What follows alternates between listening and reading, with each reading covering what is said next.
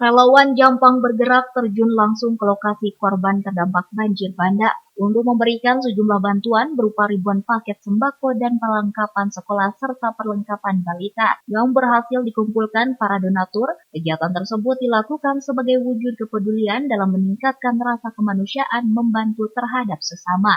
Meski harus melewati akses jalan yang terjal dan sulit untuk menuju lokasi pengungsian, namun tidak mematahkan semangat para relawan untuk bisa memberikan langsung sejumlah bantuan kepada warga terdampak bencana banjir yang menimpa wilayah Kecamatan Cibitung, Kabupaten Sukabumi.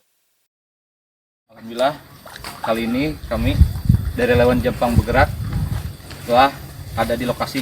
Ya, lumayan perjalanannya sangat ekstrim sekali ya, karena jalannya tidak bisa dilewati dengan mobil, cuma pakai motor ya. Lumayan, alhamdulillah. Terima kasih kepada donatur yang telah menyumbangkan sedikit hartanya, mudah-mudahan berkah selalu.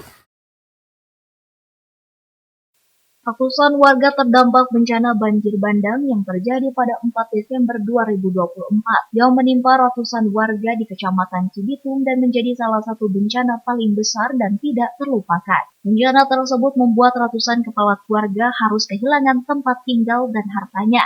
Salah satu wilayah paling parah terdampak adalah masyarakat yang tinggal di dekat bantaran aliran Sungai Cikaso, Desa Cibitung, Kecamatan Cibitung, Kabupaten Sukabumi.